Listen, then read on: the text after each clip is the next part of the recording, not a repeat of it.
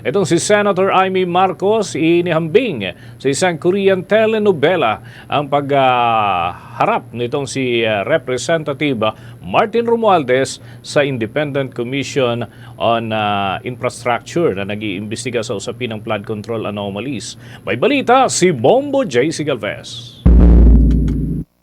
Inihambing ni Senadora Amy Marcos sa isang Korean telenovela ang pagharap ni dating House Speaker Martin Romualdez sa Independent Commission for Infrastructure.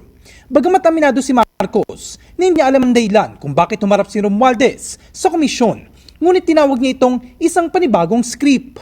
Anya, tila bagong plot twist ang sitwasyon at mas mabuting maghintay muna.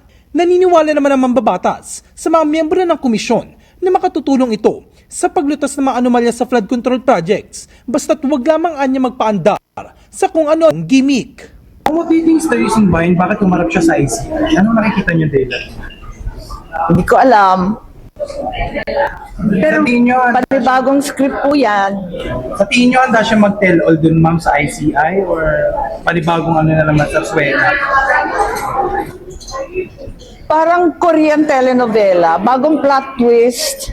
Wag muna tayong lumundag. Naniniwala ko sa mga members ng ICI, wag lang tayo magpaandar sa kung ano-anong gimmick dyan.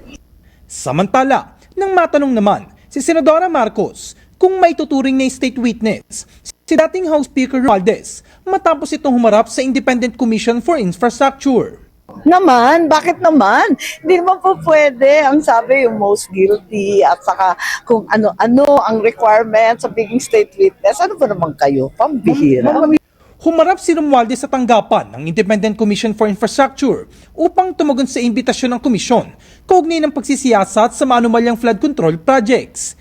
Tiniyak nito ang buong paikipagtulungan sa pagsisiyasat at ipinahayag na handa siyang sagutin ang lahat ng katanungan ng komisyon.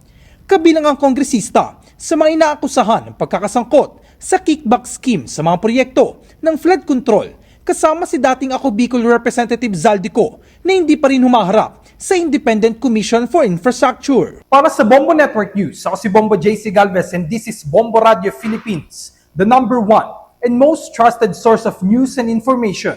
Basta Radio, Bombo! For the most trusted source of news and information, visit our website at www.bomboradio.com. Follow us on Bombo Radio mobile app, Facebook, YouTube, TikTok, and X, formerly Twitter.